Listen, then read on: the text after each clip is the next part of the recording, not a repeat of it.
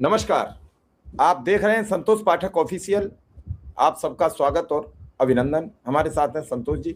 संतोष जी का भी स्वागत और अभिनंदन।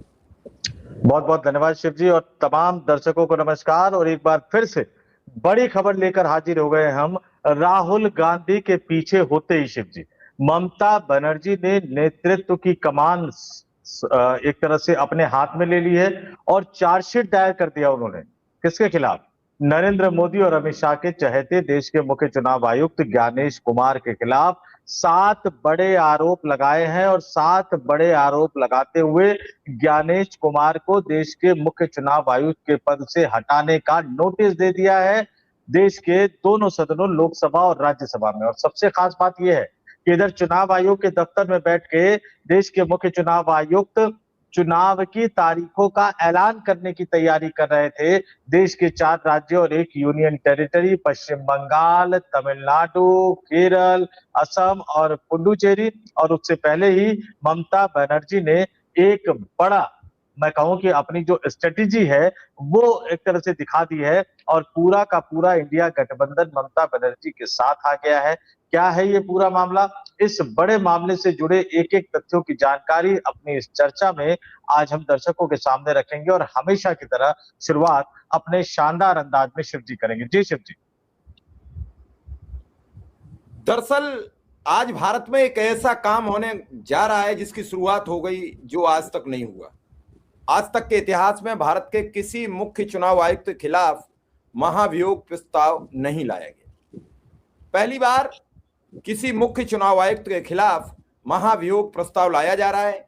ये महाभियोग प्रस्ताव क्या होता है? ये महाभियोग प्रस्ताव क्यों लाया जा रहा है? महाभियोग प्रस्ताव के लिए कितने सांसदों के हस्ताक्षर की जरूरत होती है? महाभियोग प्रस्ताव के प्रति अब तक कितने सांसद हस्ताक्षर कर चुके हैं? इस सब पूरी खबर पर हम आपसे विस्तृत बातचीत करेंगे। पहले महाभियोग प्रस्ताव क्यों लाया गया? महाभियोग प्रस्ताव लाने का कारण था कि बीते कुछ महीने पहले जब इस देश के मुख्य चुनाव आयुक्त राजीव कुमार थे, उसके बाद नए मुख्य चुनाव आयुक्त के पद पर ज्ञानेश कुमार की नियुक्ति होती है। उनकी नियुक्ति के बाद एकाएक कुछ ऐसे काम सामने आते हैं जिनसे पूरा देश, खास करके विपक्ष, उनसे नाराज हो जाता है।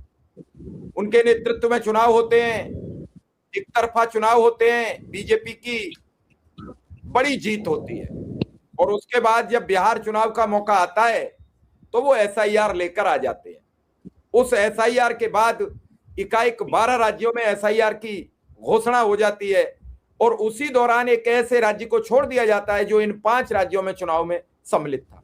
तमिलनाडु में हो रहा है, केरल में हो रहा है, पुडुचेरी में हो रहा है और वेस्ट बंगाल में हो रहा है। फिर असम में क्यों नहीं? क्योंकि असम में भारतीय जनता पार्टी की सरकार थी, तय नहीं हो पाता किसको काटना है, किसको जोड़ना है, इस लिहाज से असम में नहीं किया गया, और इसी को लेकर विपक्ष लामबंद होना शुरू हुआ।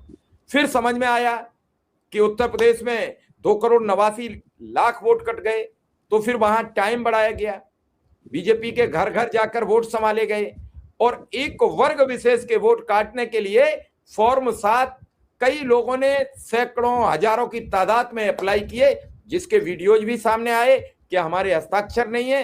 कई सबूत सामने आए जिसका खुद अखिलेश यादव ने अपने एक्स पर कई बार पोस्ट किया। इस पूरे प्रकरण के बाद नाराजगी बढ़ी। बंगाल की मुख्यमंत्री ममता बनर्जी को एक दिन सर्वोच्च अदालत में अपने इसी प्रकरण की बात खुद खड़े होकर, खुद वकील बनकर कोर्ट में रखनी पड़ी। सर्वोच्च अदालत के chief justice of India Suryakant ji ने यह स्वीकार किया कि आपसे बेहतर बंगाल को हमें समझाने के लिए और कौन हो सकता है। उन्हें मौका मिला, उन्होंने समझाया, और उसके बाद एक बंगाल ऐसा राज्य है जहां जजों के निर्देशन में एसआईआर हो रहा है, उसके बाद भी वहां के लोग संतुष्ट नहीं है।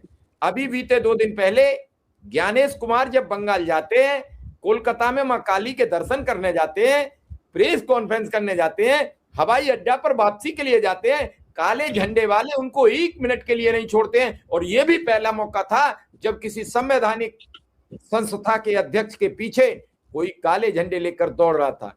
अब तक प्रधानमंत्री को दिखाए जाते थे, मुख्यमंत्री को दिखाए जाते थे, लेकिन किसी भी संवैधानिक संस्था के अध्यक्ष को काले झंडों का सामना नहीं करना पड़ता था। एक और उन्होंने अजब गजब किया, आज तक कोई संवैधानिक संस्था का व्यक्ति यूं हाथ हिलाकर अभिवादन करता नहीं था। ये भी पहली बार किसी संस्था के किसी संस्था के मुखिया ने ये पहली बार साबित किया। अब जब आपके मुंह से वो सही निकल गया, आपके मुंह से वो सही निकल गया। वो अपने आप को किसी संस्था या किसी राजनीतिक दल का राष्ट्रीय अध्यक्ष या नेता ही समझकर हाथ हिला रहे थे। संवैधानिक पद पर बैठा हुआ व्यक्ति हाथ नहीं हिलाता इस तरह से। चलिए, वो सच ही निकलता है, जब निकलता है तब सच ही निकलता है। अब इतना सब जब कारनामा हो गया तो विपक्ष खामोश कैसे रहता? आपने बीते दिन देखा कि ओम बिरला के खिलाफ अविश्वास प्रस्ताव लाया गया। लोकसभा के अध्यक्ष के खिलाफ महाभियोग नहीं लाया जा सकता है, उनके खिलाफ अविश्वास प्रस्ताव लाया जाता है। कई चैनलों ने उसे महाभियोग के नाम पर चलाया, या तो उन्हें जानकारी नहीं थी या फिर वो सिर्फ व्यूज के लिए कुछ भी करने को आमादा थे। हालांकि अब तो प्रधानमंत्री ने टीआरपी रोक दी है, अब चाहे कुछ भी लिखो कुछ भी पढ़ो, जो यूट्यूबर वही टीवी चैनल है। हम बराबर की हैसियत में, अगर आपने हमारा सपोर्ट किया, हमारा आपने समर्थन किया, तो हम ईमानदारी से यूं खबरें आपके सामने प्रस्तुत करते रहें, भले ही हमारी जान चली जाए। ये बात मैं बिल्कुल ईमानदारी और सत्यता के साथ कह रहा हूं। तो फिर क्या हुआ, मुद्दे पर आ जाते हैं।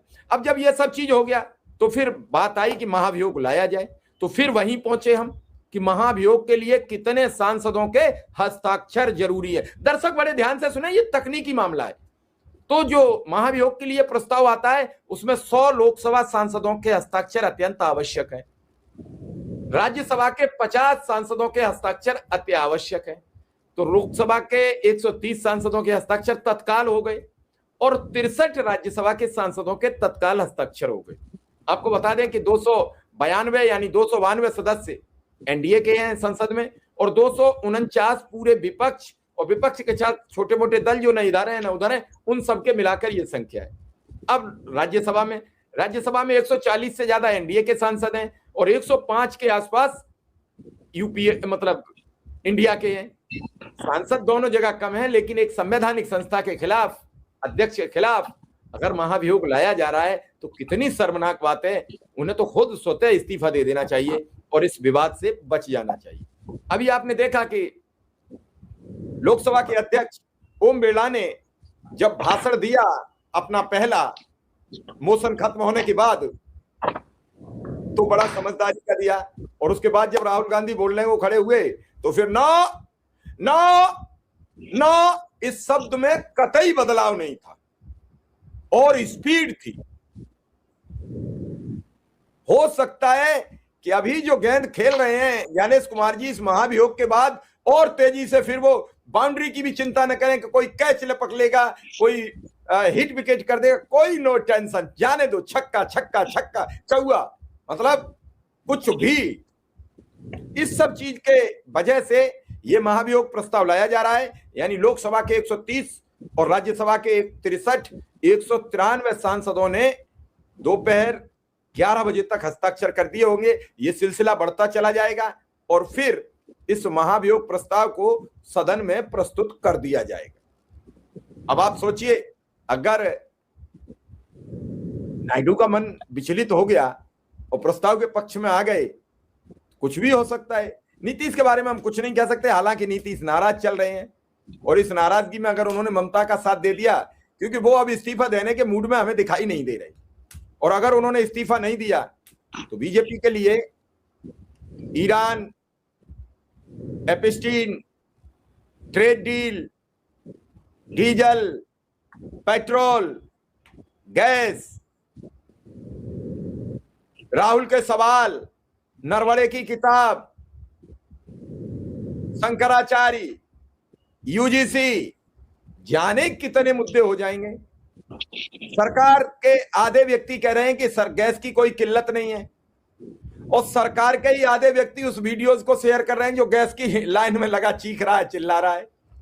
और मैं तो धन्यवाद उन पत्रकारों को देता हूं जिन्हें गैस की कमी नहीं दिख रही है। भगवान उनके ज्ञान चक्षु खोले, भगवान उनके नेत्र खोले कि कम से कम किसी की बिटिया के हाथ पीले होने से न रह जाएं। तो क्या वो झूठ बोल रहा है?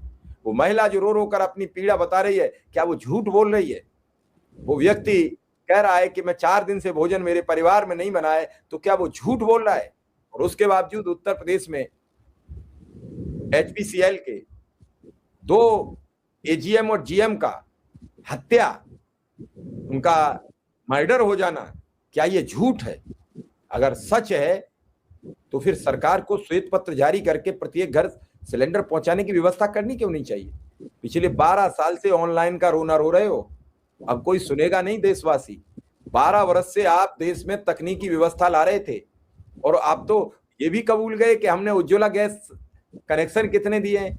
भैया, उन उज्ज्वला गैस सिलेंडर ने आज तक भरवा ही नहीं पाए हैं, तो उन्हें भरवाने की सरकार की क्या व्यवस्था होगी, ये भी हमें सरकार बताने की कृपा करे, क्योंकि मैं चाहता हूं शिव जी, सरकार बताने की कृपा नहीं करेगी। ये इस देश को एक ऐसी सिचुएशन में हम लोगों ने फंसा दिया है, और जब मैं हम लोगों का जिक्र कर रहा हूं तो आप मान के चलिए कि सब लोग कहीं ना कहीं जिम्मेदार है कि एक ऐसी सरकार सत्ता में है जो डिनायल मोड में।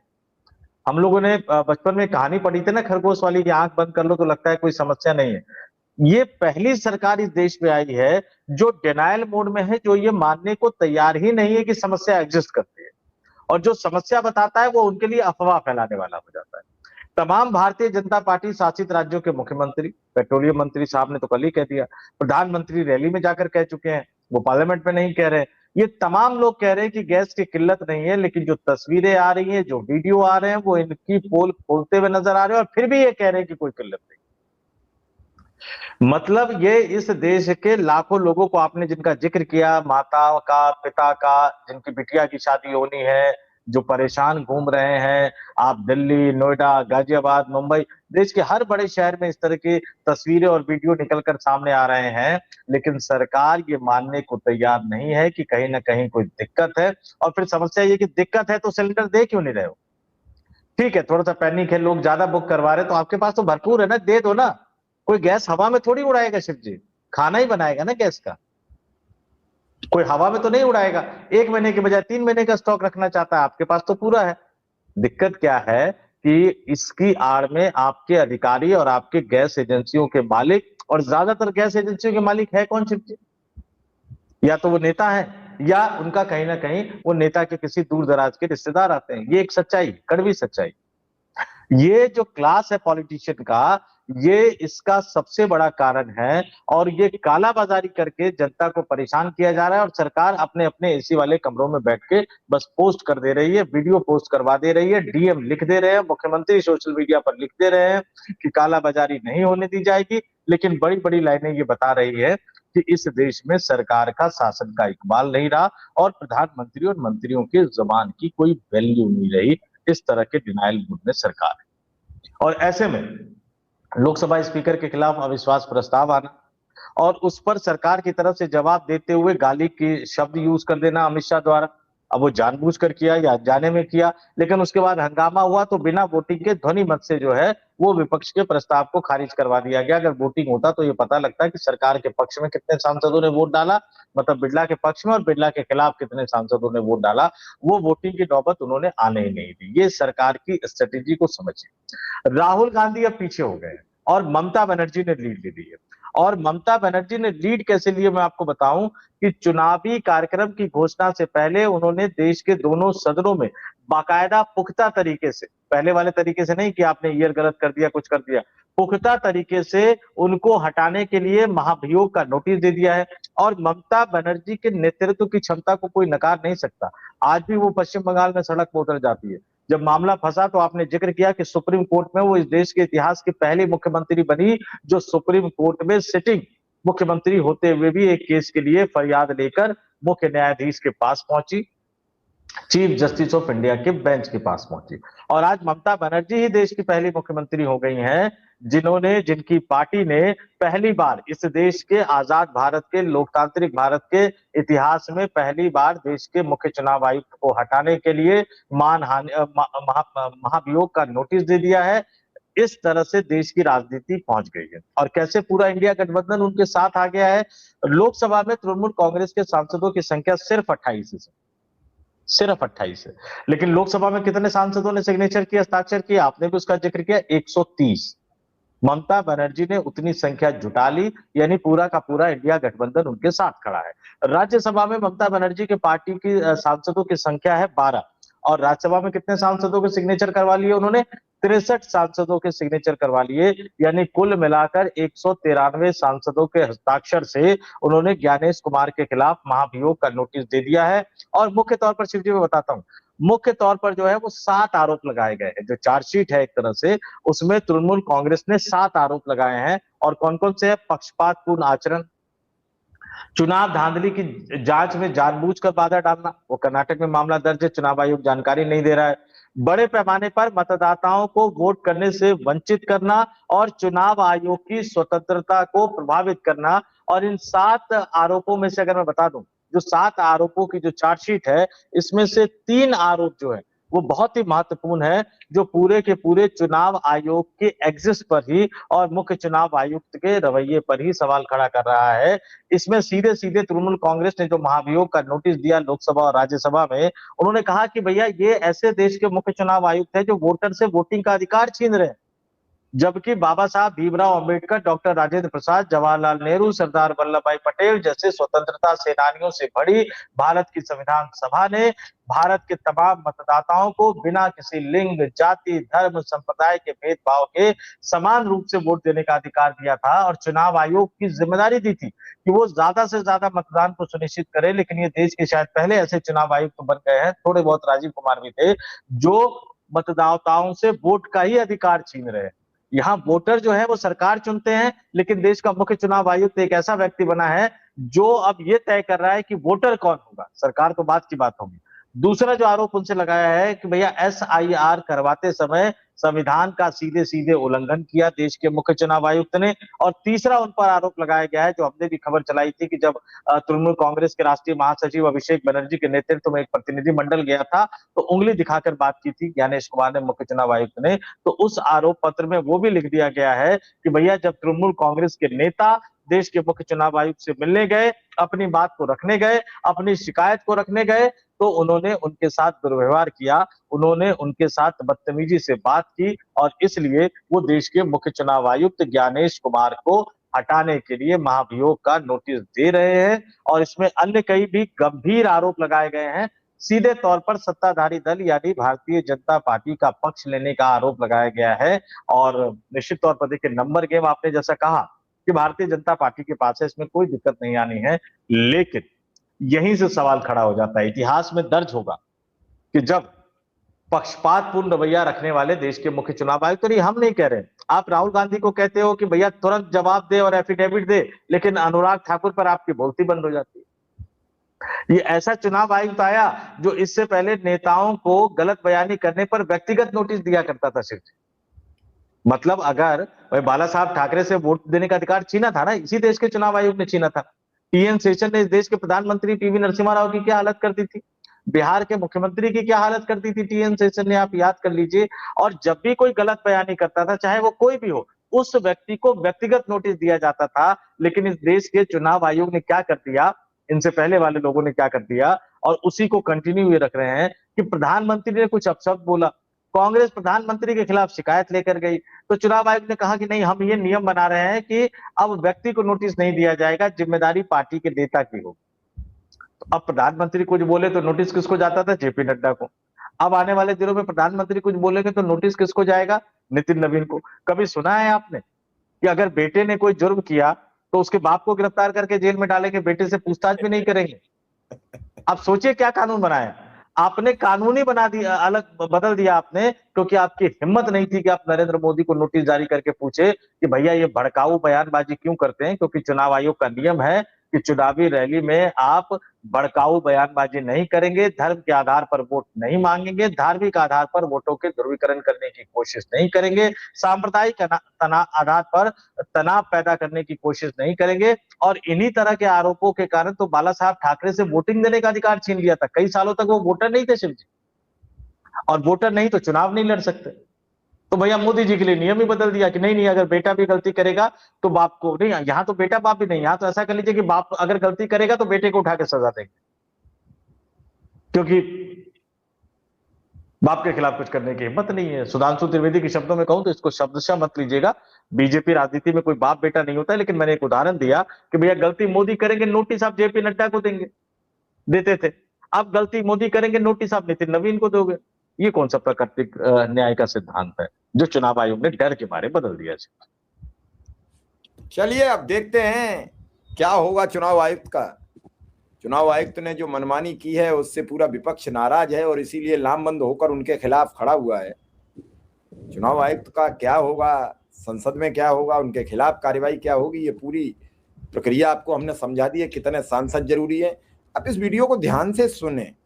ये बच्चों के लिए जनरल नॉलेज का सवाल है, कितने जरूरत होते हैं राज्यसभा के, कितने लोकसभा के। आप जरूर इस वीडियो को देखें और आगे शेयर करें।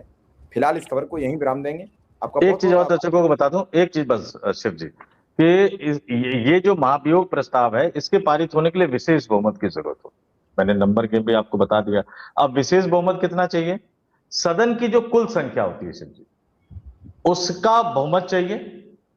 लेकिन जितने सांसद सदन में मौजूद रहेंगे वोटिंग के टाइम पे, उसका 2/3 चाहिए। आपको इसको मैं दोबारा आपको कर देता हूं। टोटल संख्या में तो आपको बहुमत चाहिए, आधे से एक ज्यादा। लेकिन अगर सारे सांसद अगर सदन में मौजूद हैं तो 2/3 बहुमत की जरूरत होगी, जो निश्चित तौर पर आज की तारीख में ममता बनर्जी के साथ नहीं है। लेकिन मैं हमेशा एक बात कहता हूं शिव जी, कई लड़ाई जीतने के लिए नहीं लड़ी जाती।